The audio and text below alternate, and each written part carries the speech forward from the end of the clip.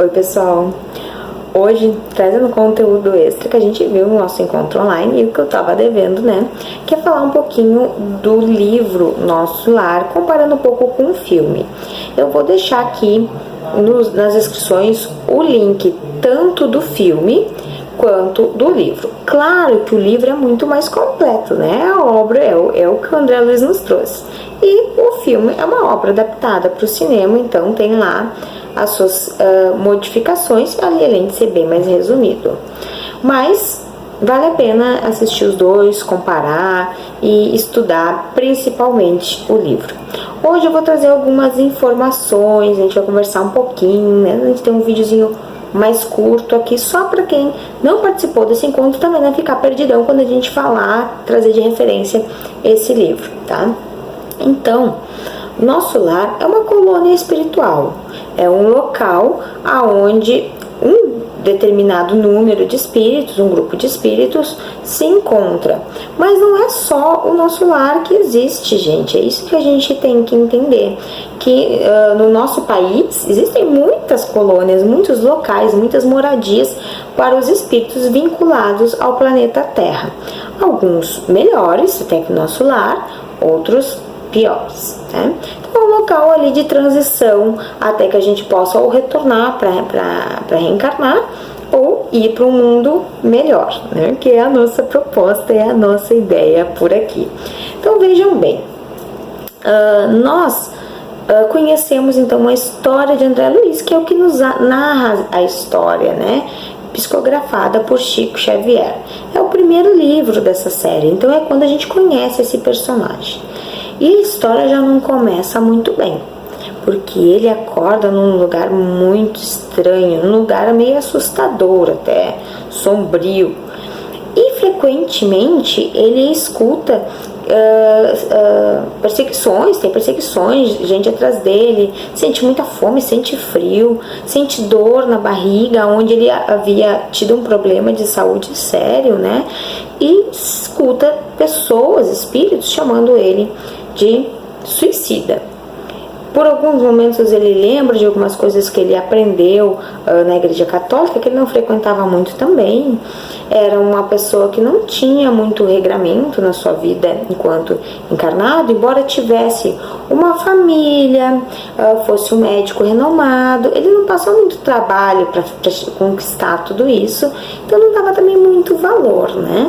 E aí ele passou lá um tempo que ele não sabia precisar, só bem depois no livro que ele vai saber que ele passou lá seus 7, 8 anos lá vivendo aquela vida, né?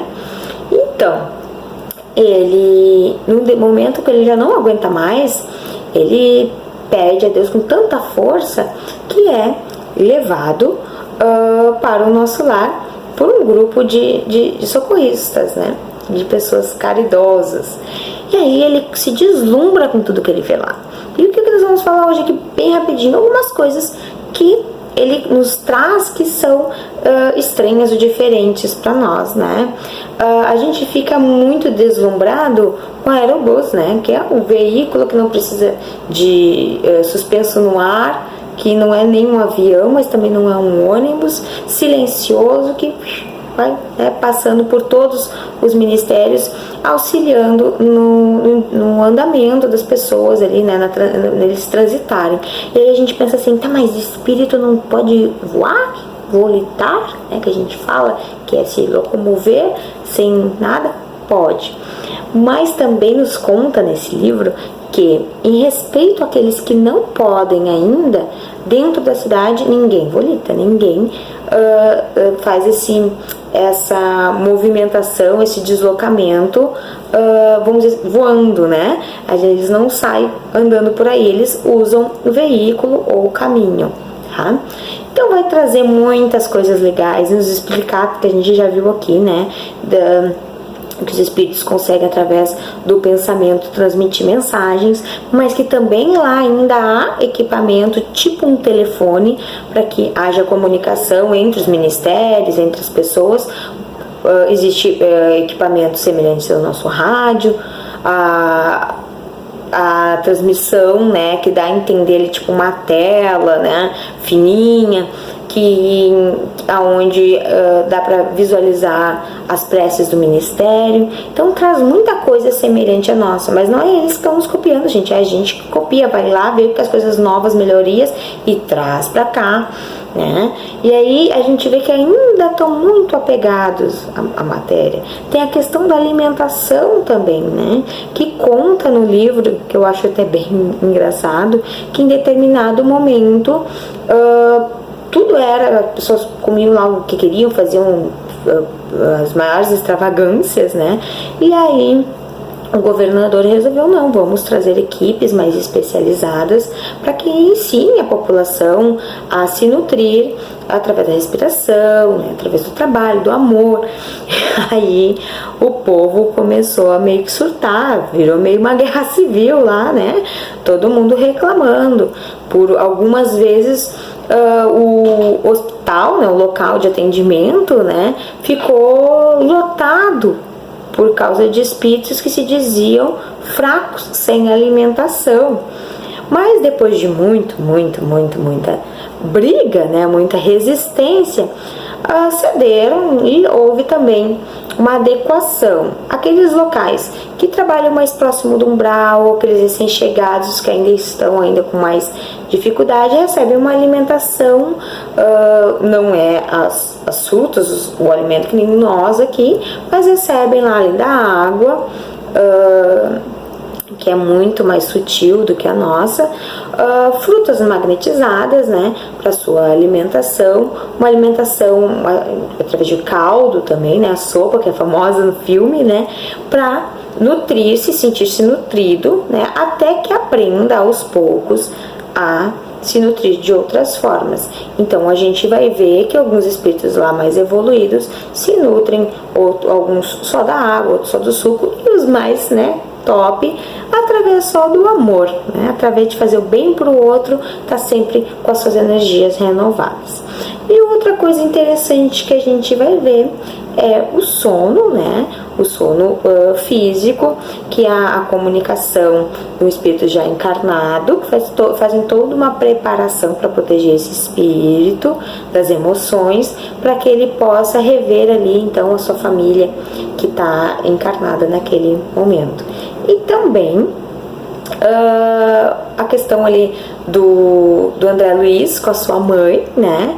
Que ela mora num mundo feliz, vem visitá-lo, mas quando ele consegue realmente começar a trabalhar, ser útil, ele vai descansar, né? Vai dormir, vamos dizer assim, né?